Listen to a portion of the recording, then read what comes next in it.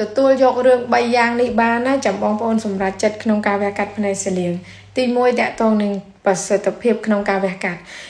ការវះកាត់ផ្នែកសលៀងយោងតាមការសិក្សាផ្សេងគ្នានៅប្រទេសផ្សេងគ្នារួមទាំងប្រទេសជឿនលឿនផងដែរគេរកឃើញថាអត្រាជោគជ័យនៃការវះកាត់ផ្នែកសលៀងគឺចន្លោះពី60ទៅ80%ក៏មានន័យថាអត្រាជោគជ័យ80%គឺជាទូរលេខមួយដែលខ្ពស់បំផុតដែលគេអាចធ្វើបានមិនថាតែនៅប្រទេសយើងឬក៏ប្រទេសក្រៅទេអញ្ចឹងបងប្អូនមិនអាចឲ្យគ្រូពេទ្យធានាថាការវះកាត់នឹងគឺដឹងតែជោគជ័យ 100% ទេព្រោះអីនៅស្រុកគេជឿនលឿនក៏គេអាចបានខ្ពស់បំផុតត្រឹម 80% ដែរណាបងប្អូនចាអញ្ចឹងកុំឲ្យគ្រូពេទ្យធានាគ្រូពេទ្យអត់ហ៊ានធានាទេទី2តកតងជាមួយនឹងសុវត្ថិភាពអ្នកខ្លះគាត់ចង់ព្យាបាលប៉ុន្តែគាត់ដូចថាគាត់មានការបារម្ភខ្ញុំយល់ថាអ្នកណាក៏បារម្ភដែរនៅពេលដែលបកគលខ្លួនទៅឲ្យគ្រូពេទ្យព្យាបាលតែងតែចង់បានសុវត្ថិភាពហើយណាប៉ុន្តែគ្រូពេទ្យវិញគឺគាត់មិនអាចទៅធានា 100% ទេព្រោះបញ្ហាខ្លះដែលវាកើតឡើង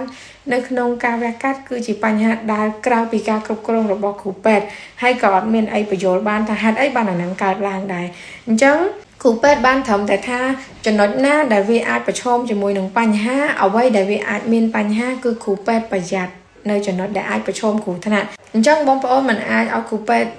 ធានាថាអូដឹងតែ 100% ទេទោះបីជាគ្រូពេទ្យដឹងថាវាអត្រាដែលមានបញ្ហា 0.1% ក៏ដោយក៏គ្រូពេទ្យមិនអាចទៅធានាជូនបងប្អូនបានដែរទី3តកតងជាមួយនឹងឈឺបងប្អូនយើងជាច្រើនគាត់បារម្ភគាត់ខ្លាចថា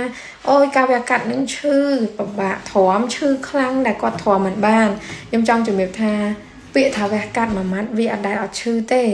បើគ្រូពេទ្យនិយាយប្រាប់ថាអូអត់ឈឺទេជឿខ្ញុំទៅគ្រូពេទ្យនឹងកុហកទេការវះកាត់វាប្រកបជាមានឈឺចាប់ហើយគ្រាន់តែថាវាតិចនិងច្រើនហើយយើងប្រៀបធៀបមើលទៅថា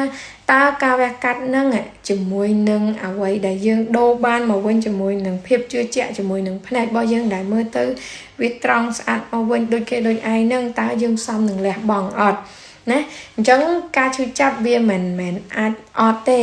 ហើយណាក៏វាឈឺមុខម្ជុលពេលយើងចាក់ថ្នាំស្ពឹកដែរខ្ញុំជំរាបប៉ុណ្ណឹងអញ្ចឹងបងប្អូនអាចទ្រាំមុខម្ជុលចាក់វ៉ាក់សាំងបានខ្ញុំជឿថាបងប្អូនក៏អាចទ្រាំមុខម្ជុលនៃការចាក់ថ្នាំស្ពឹកពេលវះកាត់ផ្នែកសលៀងបានដែរ